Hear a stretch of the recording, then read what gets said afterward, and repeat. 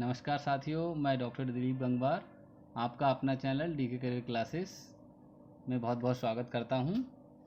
आप लोगों से मैंने पहले ही बताया था कि एक चैनल हम लोगों का चल रहा है डी के करियर क्लासेस के नाम से, जहां पे अब मैं टीजीटी, एलटी बायोलॉजी की प्रैक्टिस लेके आया हूं आपके साथ में, और ये प्रैक्टिस आपको अब लगातार मिलती रहेगी। तो आज का हमारा पहला प्रैक्टिस सेशन है जिसमें हमने बैक्टीरिया को लिया है। तो बैक्टीरिया से संबंधित बहुत सारे क्वेश्चन मैं आपको आज करा रहा हूँ। देखिए, उसमें सबसे पहला क्वेश्चन है हमारा, प्लाज्मिड जो ड्रग प्रतिरोध उत्पन्न करता है कहलाता है। तो आपको यहाँ पर ये बताना है, ये पीजीटी बायोलॉजी 2004 और 2013 में आया हुआ क्वेश्चन है कि ऐसा कौन सा प्लाज्मिड है जो ड्रग्स के प्रति रेजिस्टेंस कॉज करता है। तो इसमें बेटा जो है हमारा डी ऑप्शन सही रहेगा, आर फैक्टर जो ड्रग के प्रति रेजिस्टेंस प्रोवाइड करता है या क्रिएट करता है।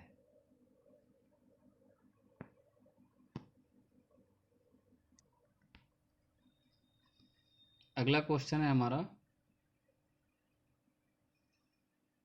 The plasmid is found in. Plasmid किस में पाया जाता है या टीआई प्लाज्मिड पाया जाता है। तो टीआई प्लाज्मिड जो है बेटा हमारा किस में पाया जाता है, यहाँ पे ऑप्शन दिए हुए हैं, देख लीजिए। रोडोबैक्टर, स्फेरोइडिया, एग्रोबैक्टीरियम टूमीफेसियंस, ई कोलाई या नॉन ऑफ दीज। तो आपको इन चार में से एक ऑप्शन बताना है जिसमें ये आपका टीआई प्लाज्मिड पाया जाता है। तो टीआई प्लाज्मिड जो है आपका ऑप्शन बी में पाया जाता है, एग्रोबैक्टीरियम ट्यूमीफेसियंस। यहाँ पे आपको मिलेगा टीआई प्लाज्मिड।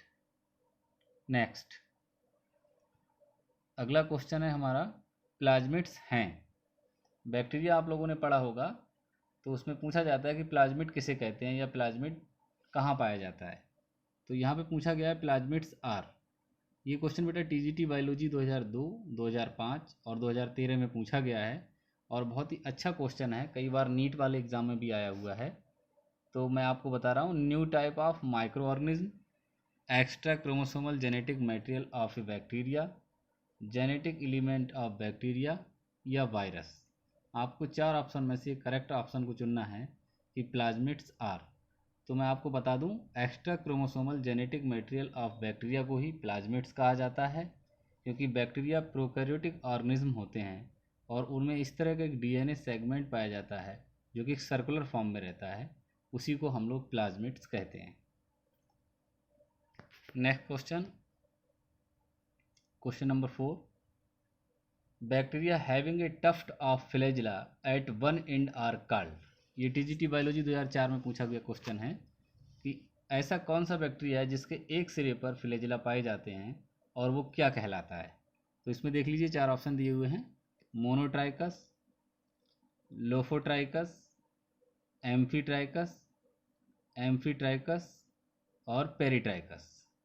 तो यहाँ पे जो ऑप्शन सही माना गया है बेटा, इसके अकॉर्डिंग वो ऑप्शन बी लोफोट्राइकस माना गया है। बट वैसे एक्चुअली में जो होता है, सिफेलोट्राइकस नाम का एक बैक्टीरिया आता है।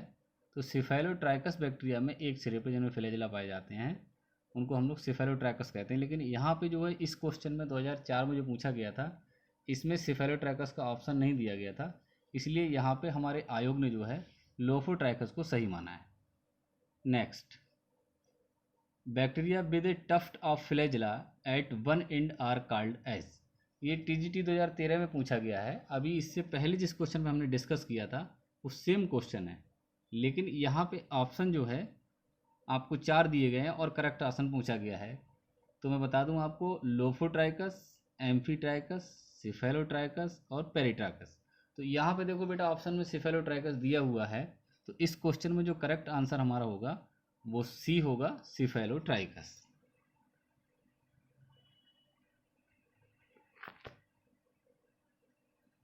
नेक्स्ट, किसी जीवाणु के फ्लैजिला में माइक्रोट्यूब्यूल का क्रम होता है। तो ये बेटा खूब पूछा जाने वाला क्वेश्चन है, पीजीटी 2011 में पूछा गया है कि microtubular arrangement in bacterial flagellum is. Bacterium flagellum में माइक्रोट्यूबुलर अरेंजमेंट क्या होता है। तो यहाँ पे चार ऑप्शन दिए हुए हैं, आप देख लीजिए, 9+1, 9+2, 9+0 8+2। तो इसमें जो ऑप्शन करेक्ट है वो 9+0 वाला ऑप्शन करेक्ट होगा, क्योंकि बैक्टीरिया 9+0 वाला ऑप्शन सही है, क्योंकि बैक्टीरिया जो है प्रोकैरियोटिक ऑर्गेनिज्म होते हैं और इनमें 9+0 अरेंजमेंट पाया जाता है। नेक्स्ट क्वेश्चन, दूध से दही किसके द्वारा बनता है? ये बहुत पॉपुलर क्वेश्चन है, जो जनरल साइंस में भी आ जाता है कई परीक्षाओं में, जो वन लाइनर परीक्षाएं होती हैं या वनडे एग्ज़ाम होते हैं, और नीट में भी पूछा गया है कई बार, और पीजीटी टीजीटी में भी पसंदीदा क्वेश्चन रहता है एग्जामिनर्स का। तो दूध से दही जो है किसके द्वारा बनाया जाता है? इस पर 4 ऑप्शन दिए गए हैं। Acetobacter aceti, Bacillus megatherium, Xanthomonas citri, none of the above. तो यहाँ पे आपको करेक्ट आंसर चुनना है। तो इसमें से कोई आंसर यहाँ पे ठीक नहीं है, क्योंकि बेटा milk is change to curd, दूध को दही में बदलने का काम जो करता है वो स्ट्रेप्टोकोकस लैक्टिस करता है या लैक्टोबैसिलस बैक्टीरिया करता है। तो यहाँ पे जो है इनमें से कोई भी बैक्टीरिया नहीं है, तो नॉन ऑफ द अबव यहाँ पे ठीक रहेगा, डी आंसर इसका रहेगा। नेक्स्ट, अगला क्वेश्चन पूछ रहा है, term antibiotic was coined by. ये पीजीटी 2013 में पूछा हुआ क्वेश्चन है और कई बार आता रहता है एग्जाम में, इंपॉर्टेंट है एग्जाम की दृष्टि से, इसीलिए मैंने इसको यहाँ पे रखा है। टर्म एंटीबायोटिक को सबसे पहले किसने दिया था? तो इसमें 4 ऑप्शन है, देखो, फ्लेमिंग, वास्कमैन, फंक, जेनर। तो यहाँ पे 4 ऑप्शन दिए गए हैं, इसमें से जो करेक्ट आंसर है इसका वो वास्कमैन है। ठीक है। नेक्स्ट क्वेश्चन है, which of these micro organism play an important role in nitrogen fixation. इनमें से ऐसा कौन सा बैक्टीरिया या कौन सा सूक्ष्म जीव है जो नाइट्रोजन फिक्सेशन में अपनी भूमिका निभाता है? ये टीजीटी बायोलॉजी 2013 में पूछा गया है। पहला ऑप्शन है राइजोबियम, दूसरा है लैक्टोबैसिलस, तीसरा है सीडोमोनास, नेक्स्ट है नॉन ऑफ द दीज। तो इसमें जो बेटा करेक्ट ऑप्शन रहेगा हमारा वो राइजोबियम बैक्टीरिया रहेगा, जो इम्पॉर्टेंट रोल प्ले करता है नाइट्रोजन के फिक्सेशन में। नेक्स्ट क्वेश्चन है, Xanthomonas citri is the causal organism of. ये पीजीटी 2013 में पूछा गया है कि जैंथोमोनास नाम का एक बैक्टीरिया आता है, वो कौन सी डिसीज कॉज करता है? देखते हैं, आइए। Fire blight in apple, wilt disease in potato, citrus canker, yellow ear rot of wheat. तो ये 4 डिसीज़ हैं। तो ये बेटा जो बैक्टीरिया है जैंथोमोनास सिट्राई, ये सिट्रस कैंकर नाम की डिसीज़ को कॉज करता है। तो यहाँ पे ऑप्शन सी जो है करेक्ट रहेगा। नेक्स्ट क्वेश्चन है, दोबारा से वही क्वेश्चन रिपीट हुआ, लेकिन केवल थोड़ी सी लैंग्वेज को घुमाया एग्जामिनर ने। Citrus canker diseases caused by. देखिए टीजीटी बायोलॉजी 2013 में पूछा गया है कि सिट्रस कैंकर किसके द्वारा कॉज होता है। तो अभी मैंने जैसा एक्सप्लेन किया था कि जैंथोमोनास सिट्राई नाम का बैक्टीरिया है जो सिट्रस कैंकर नामक डिसीज़ को कॉज करता है। तो इसी तरह से यहाँ पे ऑप्शन आपका बी सही हो जाएगा, जैंथोमोनास सिट्राई वाला। नेक्स्ट क्वेश्चन आ गया आपका, DNA polymerase of thermos aquatic is used in. Thermos aquatics के डीएनए पॉलीमरेज का प्रयोग किया जाता है। पूछ रहा है यहाँ पे कहाँ प्रयोग किया जाता है। यहाँ पे 4 ऑप्शन दिए हुए हैं, जेल इलेक्ट्रोफोरेसिस, नेक्स्ट पीसीआर, अगला जीन रिकॉम्बिनेशन और अगला है सेल कल्चर। तो ये अच्छा क्वेश्चन है, पीजीटी बायोलॉजी 2011 में पूछा गया है और ये हमारा बायोटेक्नोलॉजी के संबंधित है या मॉलिकुलर बायोलॉजी से संबंधित क्वेश्चन है। यहाँ से क्वेश्चन आजकल एग्जाम में खूब पूछे जा रहे हैं।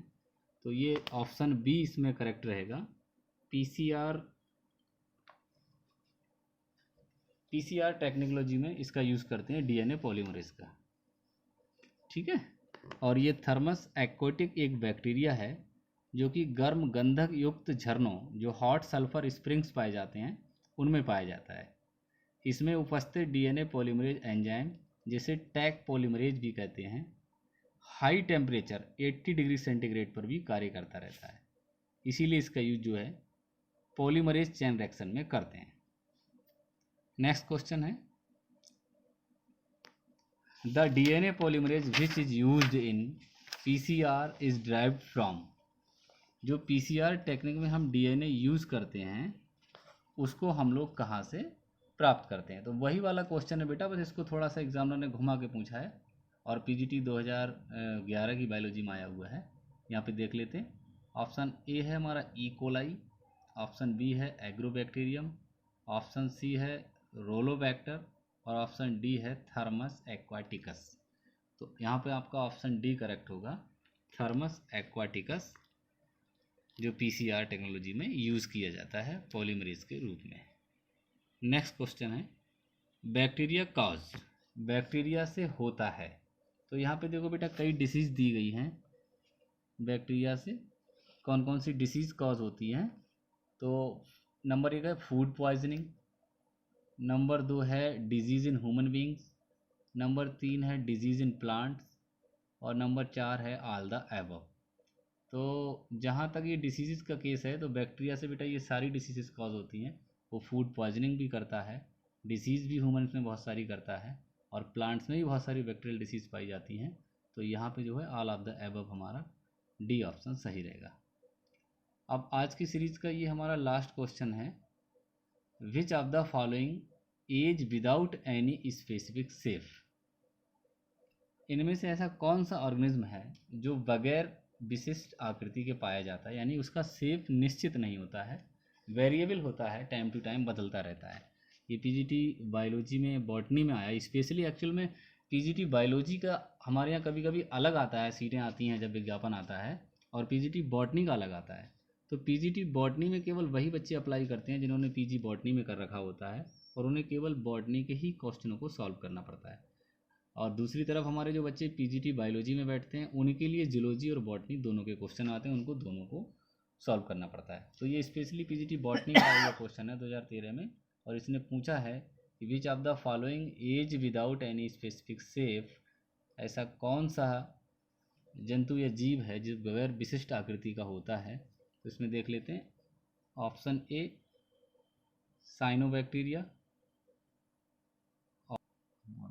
इस क्वेश्चन में थोड़ा सा टाइपिंग में मिस्टेक हुआ है, जहाँ पे which of the following as लिखा हुआ है वहाँ पे which of the following is without any specific shape, is पढ़ेंगे, इज की जगह पे इज होगा, वो मिस्टेक हुआ है टाइपिंग में। तो यहाँ पे ऑप्शन देखते हैं हम लोग, साइनोबैक्टीरिया, माइकोप्लाज्मा, बैक्टीरिया और बैक्टीरियोफेज। तो इसमें जो बेटा सही ऑप्शन होगा हमारा वो ऑप्शन बी माइकोप्लाज्मा होगा। आपने माइकोप्लाज्मा को पढ़ रखा होगा कि माइक्रोप्लाज्मा आर माइक्रो ऑर्गेनिज्म और प्रोकैरियोटिक ऑर्गेनिज्म जो अपने शेप को लगातार बदलते रहते हैं, वेरिएबल शेप में पाए जाते हैं। इसीलिए माइकोप्लाज्मा को जो है जोकर ऑफ प्लांट किंगडम या जोकर ऑफ माइकोबायोलॉजी के नाम से, सॉरी, जोकर ऑफ माइक्रोबायोलॉजी के नाम से भी जाना जाता है। तो यहाँ पे ऑप्शन आपका बी सही रहेगा। तो मुझे ऐसी उम्मीद है कि हमारे सारे साथियों को ये हमारा प्रैक्टिस सेट आज वाला काफ़ी हद तक एग्ज़ाम की दृष्टि से इम्पॉर्टेंट है और हेल्पफुल रहेगा, और मैं समय समय पे नए नए प्रैक्टिस सेट लेके आता रहूँगा। ये हमारा बैक्टीरिया का प्रैक्टिस सेट 1 था, अब हम इसी तरह से नेक्स्ट टाइम प्रैक्टिस सेट 2 लेके आएंगे। अभी बैक्टीरिया के और भी बहुत सारे इंपॉर्टेंट क्वेश्चन हैं। तो जो साथी हमारे चैनल से नए जुड़े हुए हैं या नए जुड़ना चाहते हैं वो हमारे चैनल को सब्सक्राइब कर लें और बेल आइकॉन को सब्सक्राइब कर लें, जिससे हमारे नोटिफिकेशन उनको मिलते रहेंगे और वो लाभान्वित होते रहेंगे। साथियों धन्यवाद, नमस्कार।